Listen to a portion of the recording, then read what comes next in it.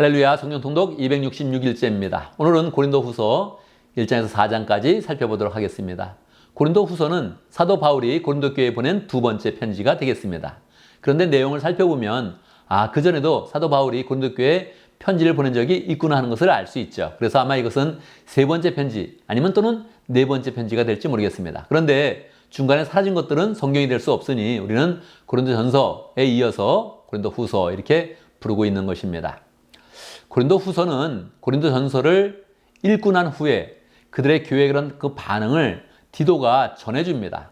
이 이야기를 들을 때까지 바울은 굉장히 앵시어스하게 그 답변을 기다렸습니다. 과연 어떤 그런 반응이 올까? 디도는 어떤 그런 답변을 가져올까? 이것을 많이 기다렸죠.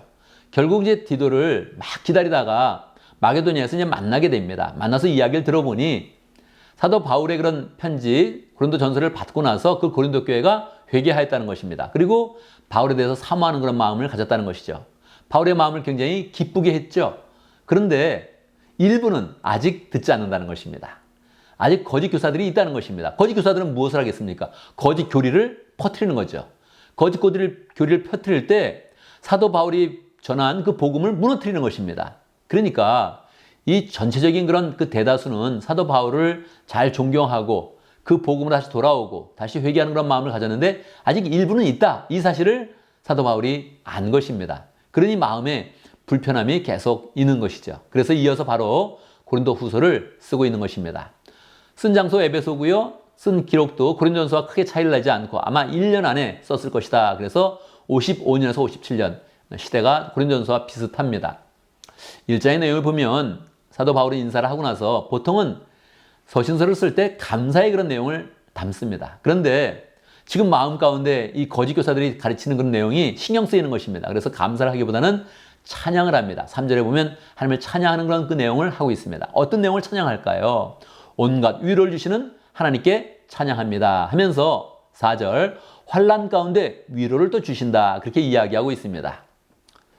이렇게 이야기하는 것은 의도가 있죠. 지금 바울이 많은 그런 환난을 당하고 있다는 것입니다. 6절 우리가 환난을 당하는 것도 여러분이 위로와 구원을 받게 하는 것이며 우리가 위로를 받는 것도 여러분이 위로를 받게 하는 것입니다. 그렇게 이야기를 하고 있습니다. 사도 바울은 정말 고린도 교회를 사랑했거든요. 다른 데는 일주일 또는 한 달 이 정도 머물렀는데 고린도에서만 1년 6개월을 머물렀거든요. 그러니까 자기의 온 열정은 고린도 교회에 쏟은 것입니다. 그러니까 큰 그런 열정이 있었고 사랑하는 그런 마음이 있었기 때문에 지금 이야기하는 것입니다. 내가 지금 고생하고 있는데 이 고생이 다 여러분을 위한 것입니다. 그렇게 이야기하고 있는 것이죠. 8절에 보면 우리가 아시아에서 당한 환난을 여러분이 알기 바랍니다. 아시아는 어디입니까? 3차 전도여행을 하고 있는 에베소입니다. 에베소에서도 또 환난을 당하고 있는데 이것은 에베소 교회를 위한 것이지만 사실은 이것조차도 다 여러분을 위한 것입니다. 여러분, 내가 고생하는 거 좀 알아주십시오. 그렇게 이야기하고 있는 것이죠.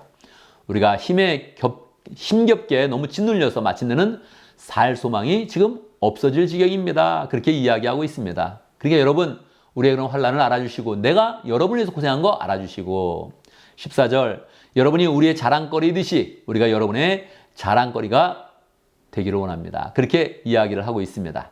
그러니까 이 사도 바울이 지금 자기 고생하는 그런 그 내용 다 이야기하고 옛날에 고생했던 그런 이야기 더 얘기하면서 본인이 얼마나 이 고린도 교회를 위해서 훌륭한 사도인가를 정확히 이야기하고 있는 것입니다.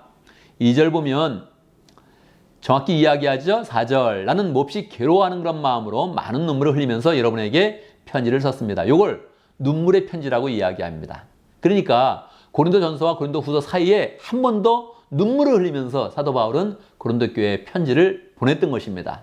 왜 눈물을 흘립니까? 너무 사랑하니까. 왜 눈물을 흘리겠습니까? 그들이 지금 잘못된 길을 가고 있으니까. 이 눈물로 쓰면서도 그냥 감정에 북받친 게 아닙니다. 눈물을 쓰면서 완전히 경계하고 책망하고 그리고 벌을 내리겠다고 아주 그냥 강한 그런 어조로 그렇게 썼던 것입니다. 그러니까 그런 그 마음 가운데 자기가 했던 것을 설명해 줘야 되는 것이죠. 여러분의 마음을 아프게 하는 것이 아니라 사랑하고 있기 때문에 이것을 다 알려주려고 그 사랑의 마음을 알려주라고 그렇게 눈물의 편지를 쓴 것입니다. 그렇게 이야기하죠. 6절에 보면 여러분 대다수는 그러한 사람에게 이미 충분한 벌을 내렸습니다. 사도 바울도 그들을 저주했고 다른 복음을 전하거나 거짓말로 이 교회를 흔들고 있으면 그들을 책망하고 완전히 편지로서 이미 징벌을 했다는 거예요. 그 말을 따라서 고린도 교인들이 정말로 거짓 교사들과 복음을 잘못 전하는 그런 사람들을 책망을 하고 벌을 내렸던 것이죠. 그런데 이제 교회를 생각하면서 사도 바울은 이야기합니다.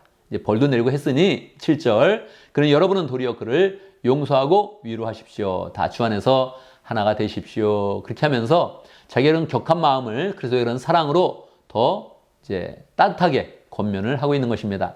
3절에 보면 재밌는 그런 표현을 하고 있는데 사도 바울은 그가 고린도 교회에서 새 언약의 일꾼이다. 그렇게 이야기하고 있습니다. 보통 언약의 일꾼이 되려면 추천장이 있어야 되는데 그는 고린도 교회는 추천장이 없다는 거예요. 왜요? 그들이 정확히 알고 있으니까. 재미있게도 사도 바울은 모세와 자기를 비교합니다. 모세는 옛 언약의 일꾼인데 그가 십계명을 받았을 때 얼굴에 광채가 났다는 것이죠. 그러면 자기는 어떠냐? 새 언약의 일꾼으로서 모세보다는 더한 광채가 지금 자기에게 있다는 것입니다. 실제로 막 빛이 나진 않죠. 그러나 영적인 자부심으로 지금 그렇게 이야기하고 있는 것입니다. 4장에 보면 우리가 복음을 전한 것인데 그 복음이 무엇이냐면 우리가 정말 질그릇에 보물을 담는 것이다. 그렇게 이야기를 하고 있습니다. 왜요?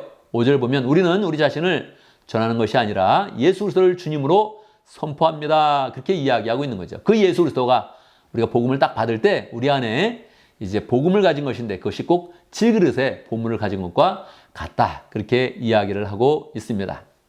16절을 보면 우리는 낙심하지 않습니다. 우리의 겉사람은 낡아지나 우리의 속사람은 날로 새로워집니다. 그래서 고린도 후서에 보면 이게 분명히 사도 바울 개인과 교회의 그런 관계를 나타내고 있거든요. 그런데 그것이 다 그리스도에 근거하고 복음에 근거하기 때문에 그 관계를 계속 설명할 때마다 정말로 멋진 그런 표현들이 굉장히 많이 나옵니다. 그것은 사도 바울이 지금 개인적으로 쓰고 있지만 성령으로 너무 충만해서 이 성령의 그런 계시가 그에게 충만하다 하는 것을 계속 우리는 알 수 있는 것입니다. 우리는 계속 이어서 5장 또 6장 7장 계속 이어서 말씀을 묵상하겠습니다. 감사합니다.